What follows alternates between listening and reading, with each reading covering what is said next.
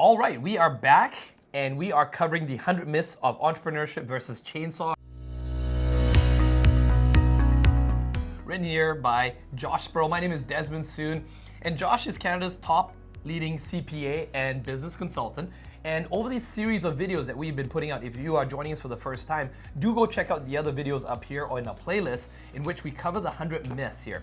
If you're an entrepreneur, a business owner, perhaps you're considering to get started in your business, you're probably wondering, how do you make better business decisions? And we're gonna cover that in this video here.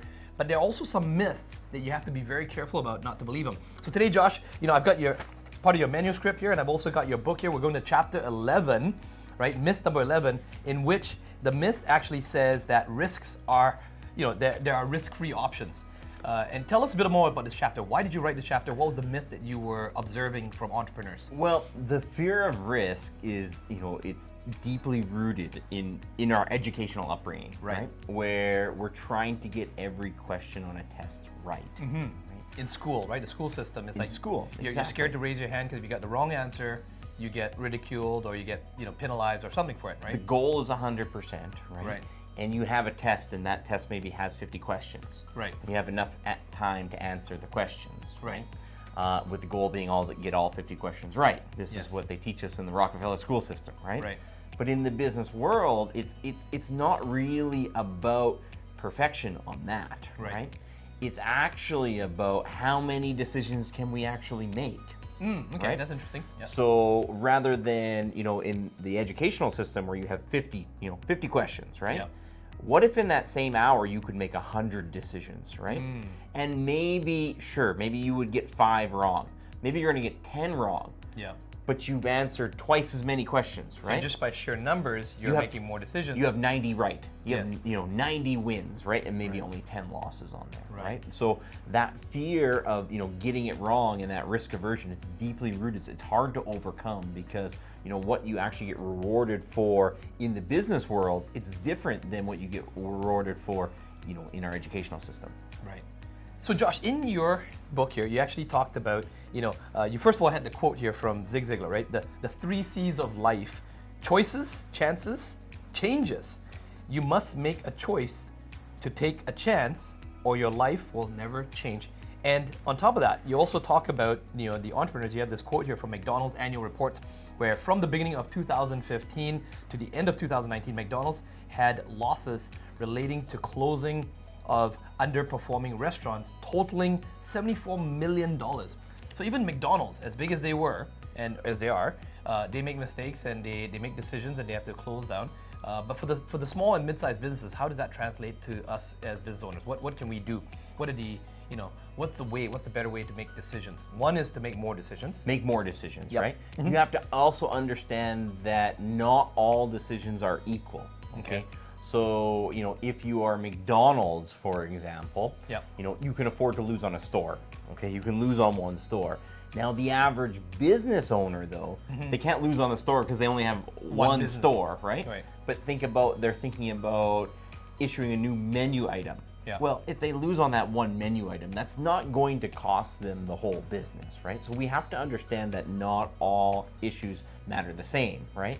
But for example, the rent on that store, that might be a bigger issue. So we have to understand that, again, our educational system, 50 questions, trying to get, 40 or 50 right. It's like, well, in the business world, there's 1 or 2 or 3 that are way more important than all of the other decisions. So they don't all matter, which kind of, goes into the next thing about what I talk about in that chapter. It's really your goal is to avoid catastrophic risk. Okay. So we're trying to avoid catastrophic risk, right? And so generally catastrophic risk in business is going to fail because it can't find enough customers, runs out of cash, and can't find the right team, right? Those are the catastrophic risks of the business, right? So what we're trying to do is recognize that we have to make more decisions. Not all decisions matter, okay, equally. They don't all matter equally. And we need to identify the ones that have catastrophic risk in them. Can I try this and if I lose, maybe I'm out $5,000, $10,000. Is that recoverable, right? As opposed to if this doesn't work, if I choose this super expensive location and that rent is $20,000 a month, Yeah. you know, it's just a complete failure, right? If I Right. can't bring in 200 customers a month and I can only bring in 100, right? So we Right. have to understand, you know, not all decisions matter, and where are the decisions that we're making that have potential catastrophic risk. Okay. And then so what else, you know, I mean, in your book here as well too, I mean, Josh, you talked about the catastrophic risk, but, you know, also the last point was the benefits cannot be considered as a binary win or loss. Explain a bit more about that. This is huge, and this goes, you know, completely even further away from what we're taught in school is, you know, there's right and then there's wrong, right? In the business world, it's completely different, right? So imagine if you could invest in a marketing campaign, and maybe that marketing campaign, for example, you know, if you invest $10,000 in that marketing campaign, and it has the potential to pay back $100,000, okay? And let's say it only has a 25% chance of success. Right. It only has a 25% chance of success, right? It's different than a risk where, you know, it has a 50-50 outcome, right? Right. So you have another outcome that's, say, 50-50, right? And you could invest $10,000 and maybe it pays back 20. Right. Well, that's actually not the best decision to go after. It's not the best opportunity to go after, right? You would go after the one that has a 25%. 25%, right? And if you think of it mathematically, you should take that 25%, the chance of outcome versus the potential payoff. Yeah. So 25% times 100,000 is 25,000, right? Right. Whereas 50% of 20,000 is only 10,000, right? Yeah. And so we have to understand that business decisions, they're not binary yes or no. We're not making decisions based on just a probability. You know, one decision has a 51% chance of success and we go there.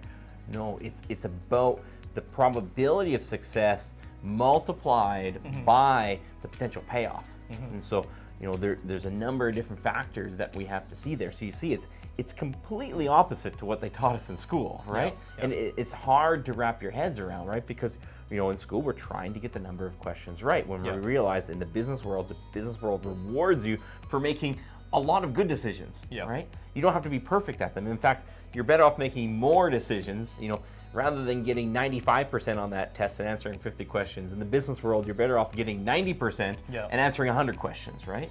So is there also a time to make better decisions? Do you know, we have different sections that talk about time management, time blocking, but this section is not covering that. But is there a specific time, or are you constantly as an entrepreneur making decisions all day long? It's a very good point. Statistically, when psychologists, they study this issue, that most people will make their best decisions between 8 a.m. and 1 p.m. Okay.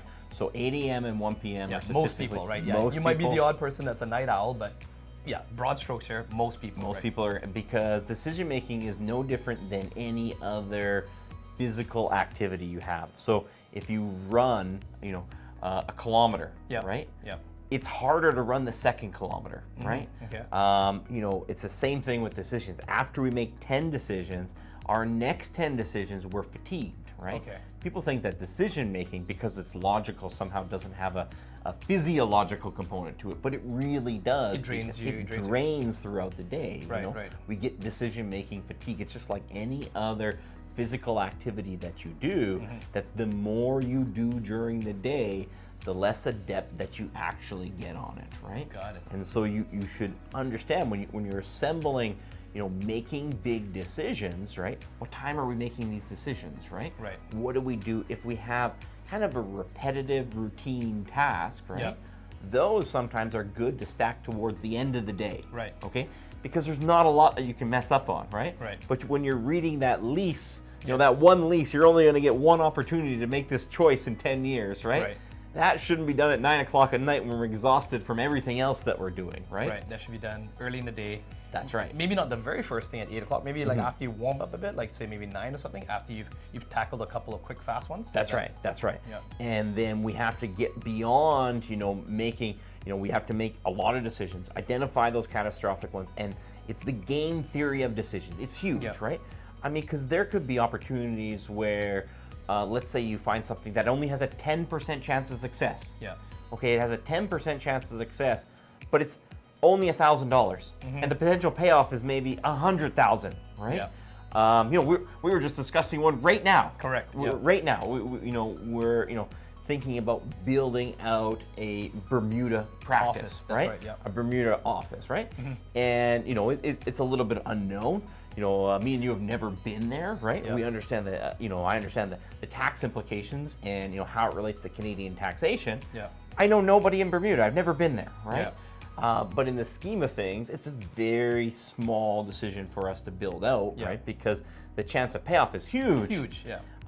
And you know, the actual amount invested to do it is rather small, Right. right? In the scheme of things. So naturally, we're going to do it, Yeah. right? And that's how you have to apply it in your business decision making. Makes a lot of sense. By the way, if this is your first time watching us and joining us, make sure you smash that subscribe button. Comment below, ask follow-up questions. You know, either myself or Josh are happy to come back in and answer your question. Perhaps if you ask a great question, we'd love to make videos for you on that. During these video series, if you'll notice, we actually give you action items. So we don't really know exactly what your situation is right now, but we're gonna give you some action items as an entrepreneur. These are the things, the myths that you do not want to make. And if you follow the action items, you have a higher probability of being successful in your business. And so Josh, what are some of the action items here for the entrepreneurs? Someone watching this right now, step one, what would you do? They've got some big decisions to make. You know, what would you summarize for them and give them as an action step? Look at your calendar, step one, to Yeah. figure out when you're actually making these decisions.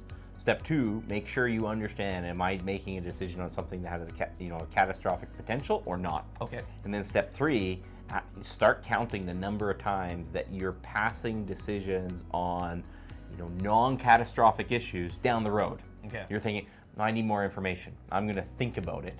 I'm going to research it some more. It's like, well, why? Time is your single biggest resource, and you're draining it just to figure out, you know, a solution that you're probably only going to be a fraction, you know, better if you actually prepare for it more. Meanwhile, you're neglecting, you know, 7 or 8 other decisions you haven't even weighed in on, right? Right. You're trying to figure out, you know, is this the right supplier that I should go with? Meanwhile, your checklist for your employees are left undone because you're going to try to figure out if I can get these supplies for 5% cheaper somewhere else, right? And that tends to be what happens. So you want to catch yourself in those moments and say, no, I'm making a decision right now, right? 'Cause that's what entrepreneurship is about. Is, you know, we make decisions, we measure, and then we refine, right? It's the refining that matters, right? It's actually not the big idea at the beginning in the plan. You know, we set a plan, but if we don't have an ability to implement and then measure and refine, it won't work. Yeah, and it's all about failing forward.